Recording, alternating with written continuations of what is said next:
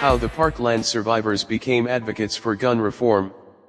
Before the shots were fired at his high school, David Hogg was learning about special interest groups in his AP government class. Those groups, like the National Rifle Association, were something he'd heard about while watching shows like HBO's Last Week Tonight with John Oliver and CBS 60 Minutes. In the aftermath of America's worst mass shooting at a high school, Hogg and many of his classmates have put those lessons to work. In surviving the shooting that killed 17 people at Marjory Stoneman Douglas High School, the students have become vocal advocates for gun reform and against the NRA. Their immediate activism after the carnage in Parkland, Florida, has kept the national conversation focused on gun reform in ways not seen after recent mass shootings, in part by forcefully calling out politicians who they feel haven't done enough to prevent tragedies like this from happening. People get sad after this and they don't want to take action, and I totally understand that. I'm not going to let these politicians keep murdering my friends. How can we let these people stay in power if they're just trying to save themselves? Hogg, 17, said of his decision to speak out after the shooting. Experts say the teens of Stoneman Douglas are uniquely positioned to become the leading voices in the gun debate. This generation has grown up as native users of social media and have never known a time when there weren't mass shootings at schools. This has happened in their community, in their school.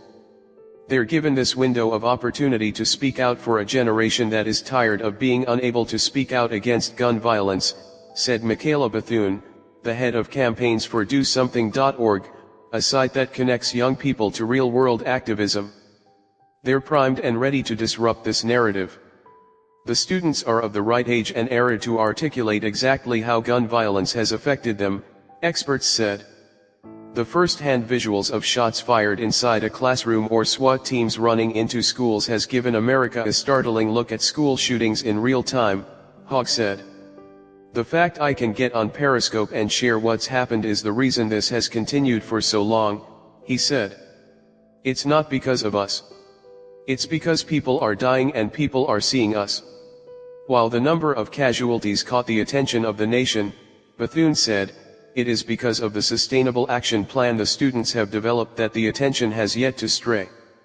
There was a rally over the weekend. On Tuesday, many started heading up to Florida's capital, Tallahassee, to meet with legislators and hold a rally to support gun safety reform on Wednesday.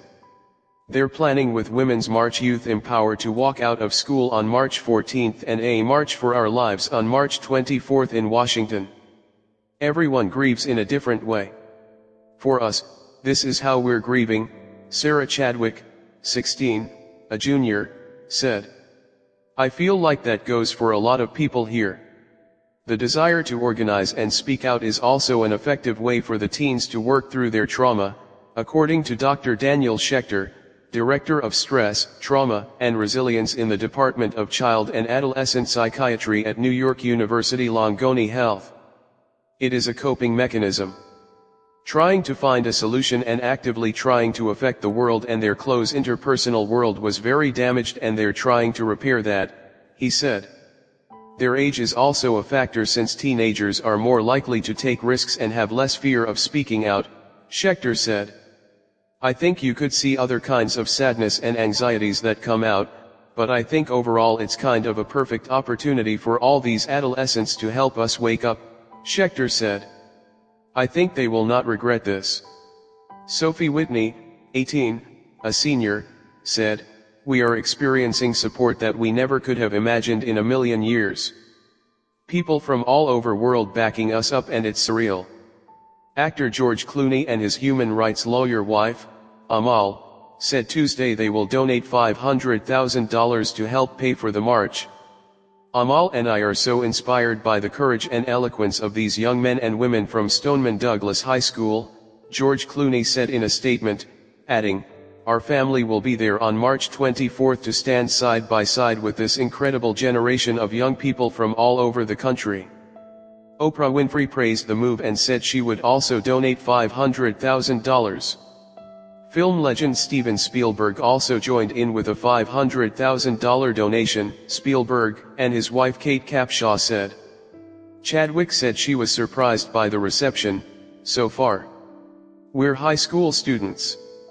I'm a junior, and I'm 16 years old, and people are taking me seriously. People are telling us they want to see us run for president. It's heartwarming to see us get this kind of support, she said. We're teenagers putting this together. We're teens, and it shows you the impact young people can have. The students' response to the tragedy inspired some poorly thought out responses from an aide of a Florida state lawmaker. State Representative Sean Harrison said he placed his aide on leave after the aide, Benjamin Kelly, in an email to a reporter from the Tampa Bay Times falsely claimed some of the students were actors, the newspaper reported. Harrison later said the Kelly, his district secretary, was fired. I am appalled at and strongly denounce his comments about the Parkland students. I am again sorry for any pain this has caused the grieving families of this tragedy, Harrison tweeted.